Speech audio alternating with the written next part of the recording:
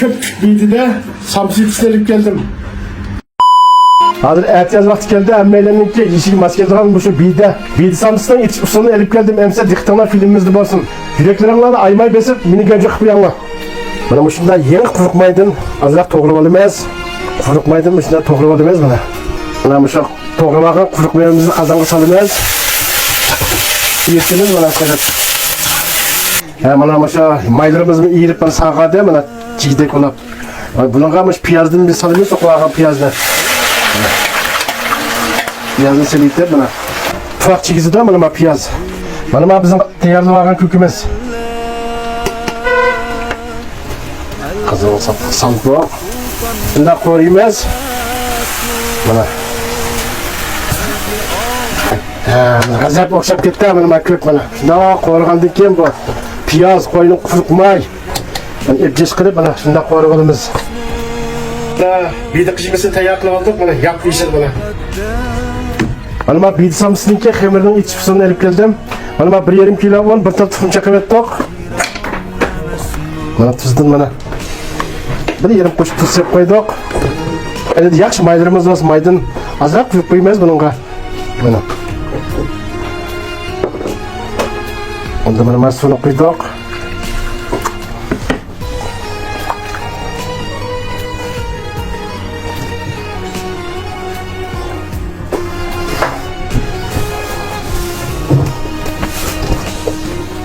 Aile bak hemine evde.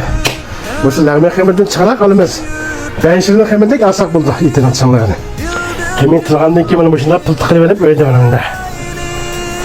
Şimdi tek şey pıltıklı verip. Şimdi pıltıklı verip bana. Öyle bunlar. 20 gram.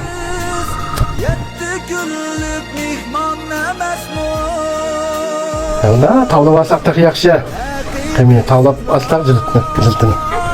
Şunda yaxşı çıkıdı. Ama şunda kılarsak, kurumuzu juğurup öydemde tuxumunu çıkıp, azırak maylarımızı koyup etip, ama şunda cıltını içip kılsak da yaxşı. Fakat kılanma kıyıp kalsak, bazanınki ama şu kağım mantılarının cıltını içirip, kökünü serip tüküp mende samsı kılıp. Ama şunda yaxşı çırayla çıkıdı. Yiyişlek. Cıltını iç olamaz. El kalbide sultan nemesmu Elge afette dertli geller Cıltlarımızı içip aldık bana, kökünü bana. Bir daha salınmaz bununla. Ne selip bana. Ne tüküp.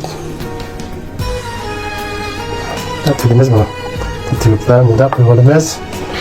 Biydisamızga davamlı zakaz kabul kılımız. Başbette alaqlış numarımız var. Şunda da sük yapıyım ben tepsiye. Şunda çırayla çırayla tepside pişkanlıktadır.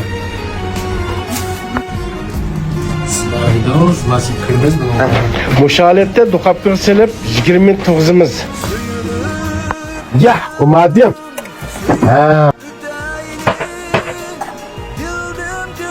Kök samsı bir geçiyor bana.